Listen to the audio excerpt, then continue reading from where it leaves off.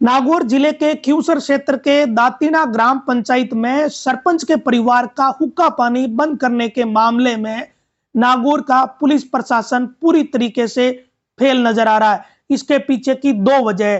पहली वजह तो यह है कि सरपंच ने जो मुकदमा दर्ज करवाया उसके 10 दिन बाद तक पुलिस ने कोई एक्शन ही नहीं लिया। जब सरपंच ने मामला मीडिया के सामने रखा और खबरें चली, तब जाकर पुलिस की आंख खुली और पुलिस ने गिरफ्तारी करनी शुरू करी। पुलिस से दूसरी गलती या चूक यह हुई है कि शनिवार को नागौर के डिप्टी दातिना गांव पहुंचे और वहां गांव के लोगों से बातचीत करके ये कहा कि पंचायत वाले उस फैसले को पलटो, अन्यथा सख्त एक्शन लेना पड़ेगा। लेकिन डीएसपी स्तर के अधिकारी की बात पर गांव के लोगों ने रत्ती भर भी परवाह नहीं करी। उनके कानों पर जूं तक नहीं रेंगी। अब तक कोई मीटिंग गांव में नहीं हुई है और ना ही उस पंचायत के फैसले को पलटा गया है। इससे अंदाजा लगाया जा सकता है कि पुलिस प्रशासन की दातिना गांव के मामले में क्या स्थिति है। पहले इस पूरे घटनाक्रम को बताते हैं कि दातिना के सरपंच श्रवण राम मेघवाल व उनके परिवार का हुक्का पानी बंद करने के पीछे की वजह क्या रही। दरअसल इस सारे घटनाक्रम की शुरुआत दातिना गांव में जुलाई महीने से ही हो गई थी। जुलाई गांव के दौरान वहां की वार्ड पंच सरोज सिंह के पति जीतू सिंह व गांव के कुछ लोगों ने मिलकर यह तय किया कि सरपंच श्रवण राम मेघवाल के खिलाफ अविश्वास प्रस्ताव लाया जाएगा और 14 जुलाई को अविश्वास प्रस्ताव लाया गया, लेकिन यह अविश्वास प्रस्ताव गिर गया था। यहीं से गांव में रंजिश शुरू हो गई। फिर इन दोनों पक्षों के बीच गतिरोध बढ़ गया। सरपंच श्रवण राम के भाई मूला राम ने जीतू सिंह से रंजिश रखनी शुरू कर दी। फिर घटनाक्रम यह हुआ कि एक दिन षड्यंत्र रचकर जीतू सिंह की हत्या कर दी गई सरपंच श्रवण राम के भाई मूला राम व अन्य लोगों द्वारा। उस मामले में मूला राम व अन्य लोगों की गिरफ्तारी हो चुकी है जीतू सिंह की हत्या के मामले में। लेकिन इस सारे घटनाक्रम से गांव में दो धड़े बन गए। सरपंच चुनाव की रंजिश में गांव में अगर किसी व्यक्ति की हत्या होती है तो उस गांव में धड़ेबंदी होती ही है और यही दातिना गांव में हुआ। दातिना गांव में जो धड़ेबंदी हुई उसका नतीजा यह निकला कि 9 दिसंबर को गांव में एक पंचायत बुलाई गई। इस पंचायत में तेजू सिंह व पदम सिंह नामक दो व्यक्तियों ने सरपंच श्रवण राम को कॉल करके बुलाया और पंचायत में उसका हुक्का पानी बंद कर दिया और उसके पूरे परिवार का। सरपंच का हुक्का पानी बंद करने से उसका पूरा परिवार प्रभावित हो रहा है।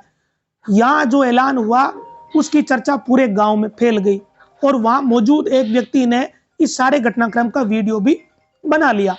तब गांव के पंचों को यह लगा कि यह मामला तो गड़बड़ा सकता है, इसकी बात अगर बाहर फैल गई तो मामला बिगड़ जाएगा।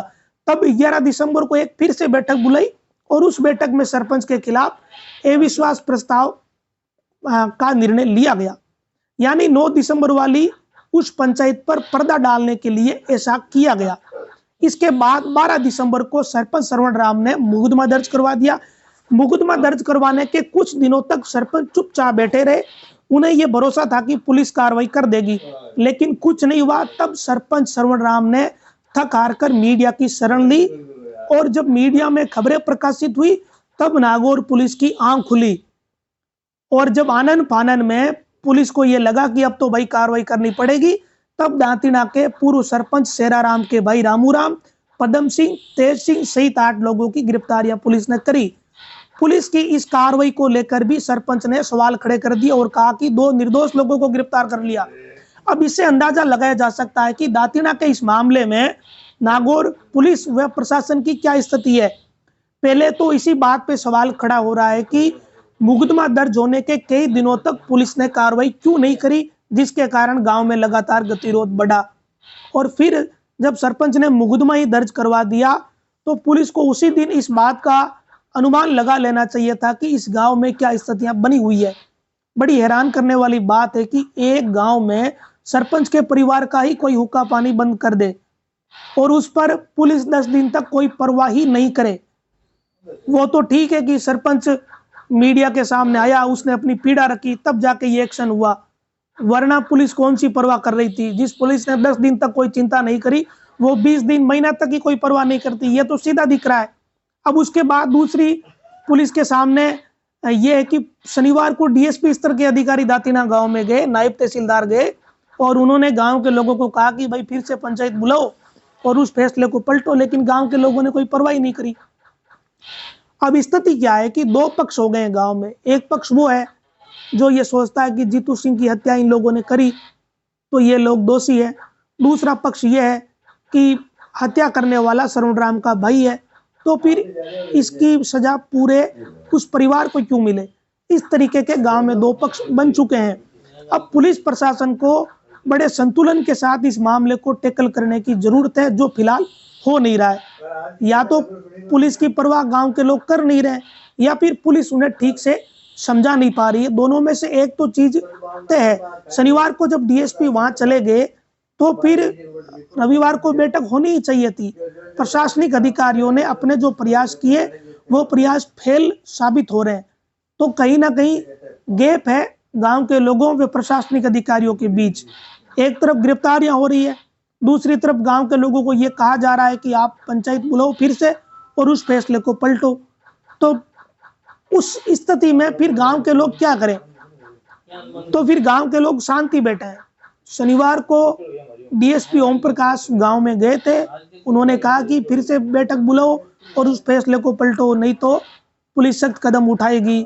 लेकिन गांव के लोगों ने कोई परवाही नहीं करी इस पर, और गांव में स्थिति जस की तस बनी हुई है। हालांकि ऐसा बिल्कुल नहीं है कि गांव में कोई बड़ा गतिरोध बना हुआ है। गांव के में माहौल बिल्कुल शांत है, लेकिन अंदर ही अंदर टेंशन है, इसमें भी कोई दो राय है नहीं। अब प्रशासन व पुलिस के अधिकारियों ने तमाम चीजें कही है कि गांव में कोई सब्जी लेने से मना नहीं कर सकता, कोई दुकानदार इन चीजों के लिए मना कर ही नहीं सकता। लेकिन गांवों में क्या स्थितियां बनती है ये हम सब जानते हैं। अब इस पूरे मामले में सरपंच सरवण राम का अपना पक्ष है, तो दूसरा जो जीतू सिंह से जुड़े हुए लोग हैं उनका अपना पक्ष है।